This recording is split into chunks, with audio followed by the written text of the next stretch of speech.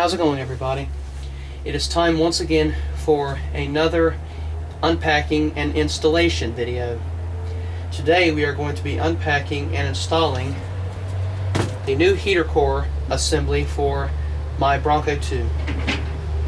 Now, judging by the retro look of the logo on this box, I'm wanting to say that this heater core is probably new old stock from possibly the late 80s, early 90s, maybe the mid 90s. I mean, after all, my Bronco II was manufactured in February of 1989, so let's go ahead and get this thing opened up and then we'll see what all's inside.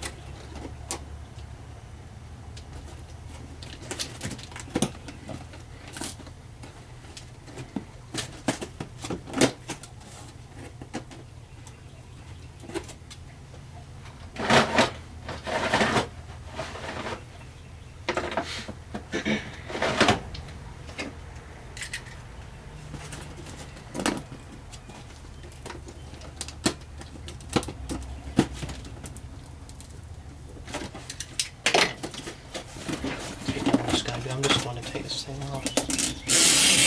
Now, there's one way to do it. That was easy. Okay. I don't even know where this thing starts.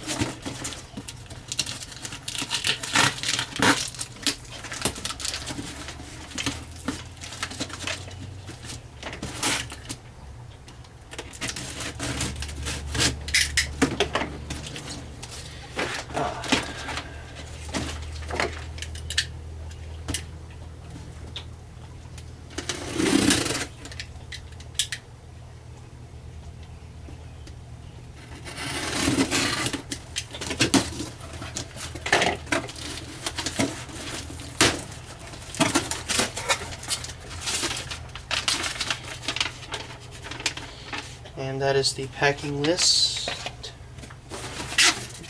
Some packing material. Here are the instructions for the coolant flow restrictor. That is obviously what is moving around in the box. There's the new heater core assembly made out of aluminum, obviously. Yeah, this is definitely a new old stock heater core. At least it's made in America and not some foreign country. And then there is the coolant flow restrictor, which obviously goes on one of these. Okay, so that right there completes the unpacking of the new heater core assembly. It's smaller than what I pictured. I pictured it would have been bigger or a little slightly larger than this. Okay, I'm going to read the instruction manual for the coolant flow restrictor, and then we are going to go install this in the truck. I just found out what year the heater core was manufactured. Obviously it was manufactured sometime around 1990 in December. And the thing is, my birthday is in December, so that means this thing was manufactured probably sometime around my birth date. But I wasn't born in 1990, I was born way after 1990. But I was close. I said either the late 80s, early 90s, and surely enough, the early 90s. This is just explaining about what you should do when you are installing the heater core. It says they are somewhat of a fragile product. Well, they are fragile. They're made of aluminum and they're very fragile. It just tells the water supply, and it's a pressure test thing. Alright, let us go install this in the truck. One very nice feature about this generation of the Ranger and Bronco 2s is that the heater core is very easy to access. On some vehicles, you would have to take the entire instrument panel apart and sometimes even remove the entire instrument panel to replace the heater core. Well, on this vehicle, behind this decorative guard, there is a plastic shroud which contains the heater core. And in order to remove this, we're going to have to remove the storage compartment. That's done by, when you open it up, there are two plastic latches on either side. You push in on it like this and then pull it forward and the rubber part will come out. I don't want to do it right now because then all these paper towels will collapse into the floorboard and be a mess. And then there are two screws that you are going to want to remove. There's one right there and then one right there. You probably cannot see it that well, but it's back there. So with that being said, let's remove this and then we will go ahead and begin removing the cover to access the heater core.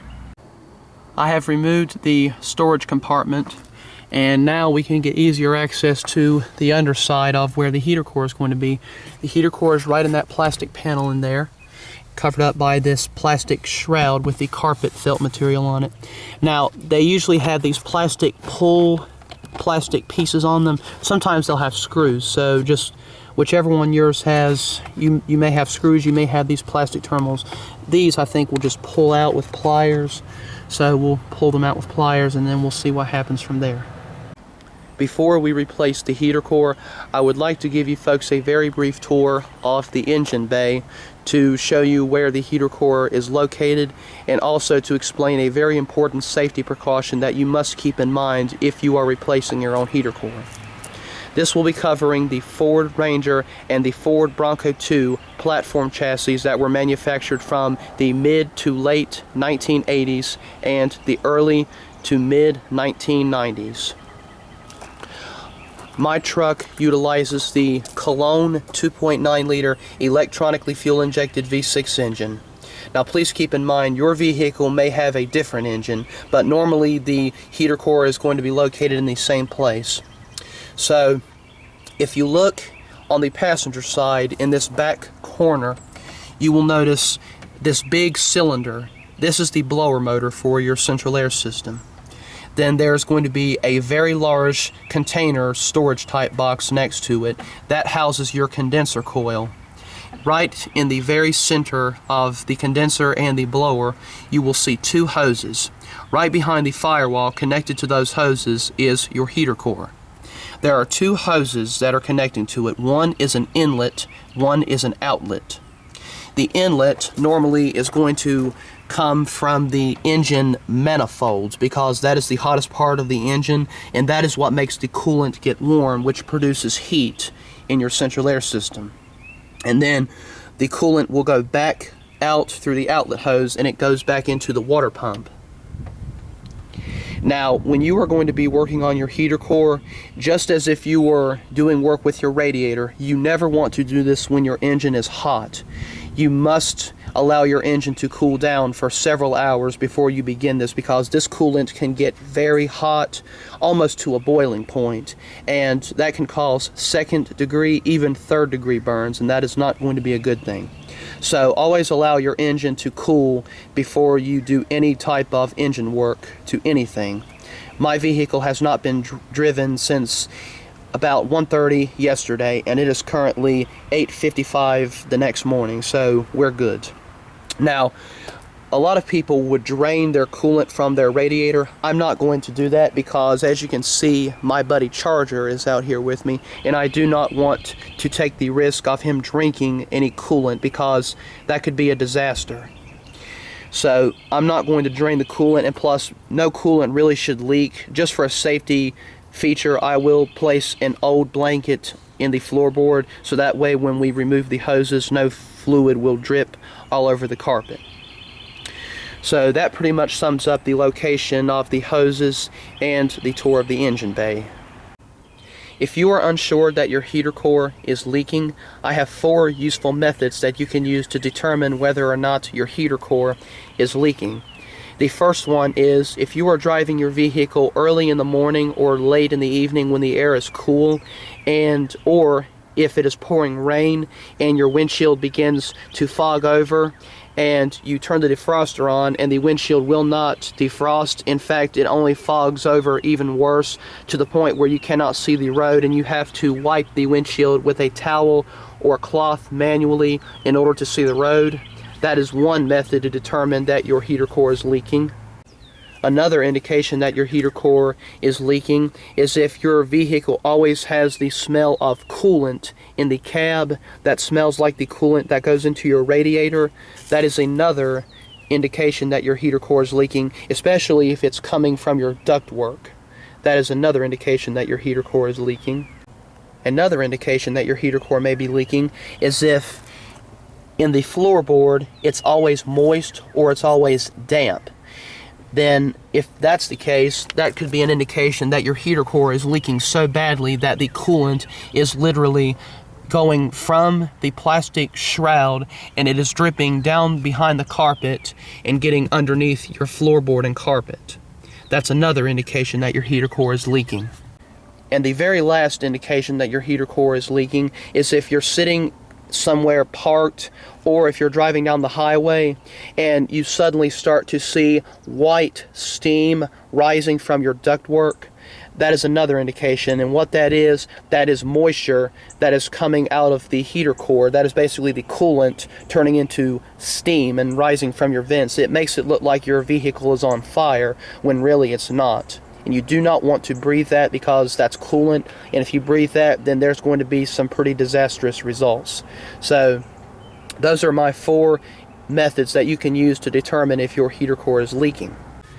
Now that we have removed the felt guard from the plastic shroud, there are a few bolts that you have to remove in order to remove the shroud. There is one up there. There's one right back here. There's also one right here, and then one right in there above my finger. You can kind of see it right there. Now, mine are 5/16. Yours may be different, and then again, they may not be, but mine are 5/16. So I will get my 5/16 socket and remove this shroud. With the plastic shroud removed, you see that? That's where all the coolant has been leaking out. And I didn't even realize it, but there's even a small drain port on the back, and if that gets clogged up, that's probably another reason that it's been leaking in your floorboard. But yep, that's coolant, and that's where it's been leaking, so we definitely know that this heater core is bad and it has got to go. I have placed an old towel underneath the heater core because whenever we remove the hoses from the heater core in the engine bay, some fluid may possibly drip through the firewall. And so I know this towel does not look very appealing to the eye, but you know something, this is going to work just fine and it is going to get the job completed. So let us go remove the hoses from the heater core in the firewall and we will go from there. That was not nice and easy. This was not how I was hoping things would turn out. This was not going to be a simple loosen the bolt and pull the hose off deal. They were so tight, I had to literally take my cutting knife and just start to cut away pieces off the hose for both of them. So now I've got to go to the auto parts store and get a manifold inlet hose and a water pump outlet hose. The good news is I've got all the rubber cut away. I cut away probably at least 15 pieces or so. So now we can drop the heater core from the inside. I was fiddle-diddling with the heater core hoses so much that the foam insulator pad that goes on the bottom of the heater core actually fell out. So if everything is correct, what I should be able to do is just pull forward and then it just drops right out. So let's see if that's going to be the case. And what do you know? Here comes the old heater core. I'm going to keep it upright so I don't spill anything. And there is the old heater core. And after a while I will pour the coolant inside of it back into the radiator and recycle it. And then I will take this to the recycling center later and maybe get a few cents for it, maybe even $1 or $2 for it, who knows, but we shall find out later. I gotta take my grandmother to the beauty shop, so we will come back after a while and finish working on my vehicle. I went to the auto parts store and purchased some heater hose, which is 6 feet length and 5/8 diameter. And there is the new heater core. I have not installed the restrictor. We will install that once we get everything in place. Right click, I've got to compare this with the original hose and measure it out so we will know how long in length that the hose should be. So therefore I have to take the hose off down there. You can see the small bolt for it, and also the intake bolt, which is right down there. You can't hardly see it, but it's there. So I've got to take those two off, and then those old hoses will come right out. I got the new hose installed on the intake manifold, so now we are ready to install our new heater core. And as you can see, I have installed the coolant flow resistor onto the inlet. This is going to prevent it from moaning, buzzing, and making any unwanted noise while it is doing its job. So with that being said, let's get it installed into the vehicle. We got the heater core installed into the central air system. Now all I have to do is simply connect the new hose to the inlet and then connect the outlet hose, and this will be completed. I have installed the inlet hose. It really was not easy, but after about 20 minutes or so of struggling, I finally got the old hose off. I mean, it was a real pain to get that one off. What I wanted to tell you all, you do not have to drain your coolant if you are not going to be changing your hoses. If you are going to be changing your hoses, such as what I did, then you will need to drain your coolant, but I have already done that. I drained the coolant before I even started working on it. You can see I have my bucket underneath. I drained all the coolant, and therefore I will be able to reuse it. So if you don't have to change your hoses, you don't have to drain your coolant, but if you are going to change your hoses, you must drain your coolant, because otherwise, if you don't, you're going to have coolant coming out of your water pump and going all over the place because of gravity. Because if your coolant is high in your radiator, then it's going to get down to about halfway in the radiator until it stops draining out of the water pump. So that's just a little word of warning for those of you replacing your heater core if you are needing to replace your hoses. And finally, the time has come. I have installed the new heater core as well as the new hoses. So now what we need to do is we need to fill it back up with coolant, and we need to check for any leaks. Before you start your engine though, always make sure all of your connections have been tightened, and I have already checked all of my connections and everything's nice and tight. So let's see what this thing does. After we have added coolant to it, it is time to give it a run and check for leaks.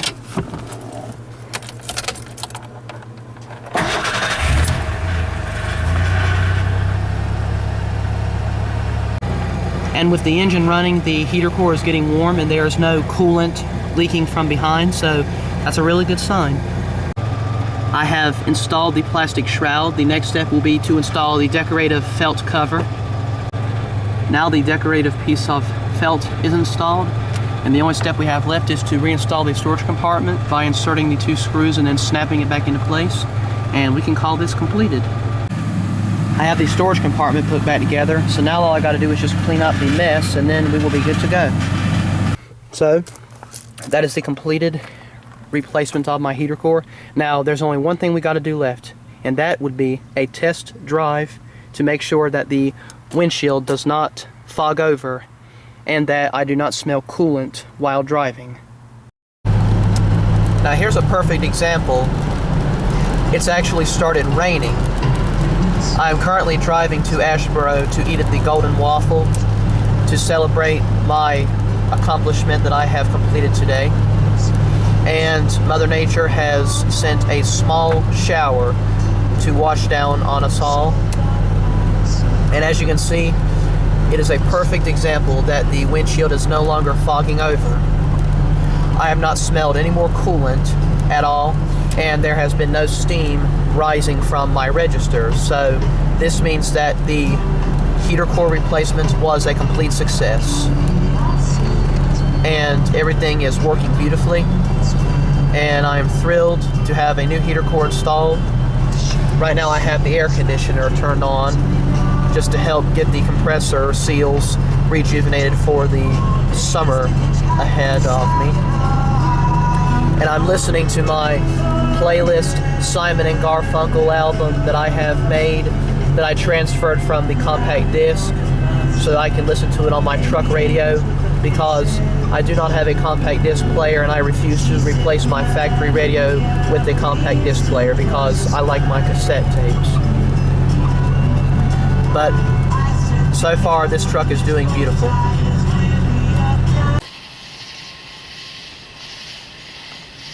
That does not make any sense at all. It went from a slight shower to pouring rain, almost like a hurricane, and now partly cloudy. I think maybe Mother Nature has had a little bit of help from Jack Daniels or something like that, maybe, I'm not really sure. But anyway, as you saw, the heater core no longer leaks coolant.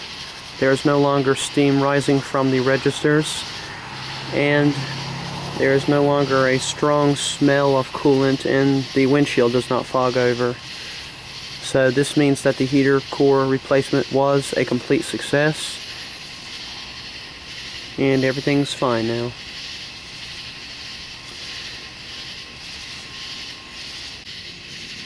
With that being said, thank you for viewing. Don't forget to rate, comment, and subscribe. And we will see you next time.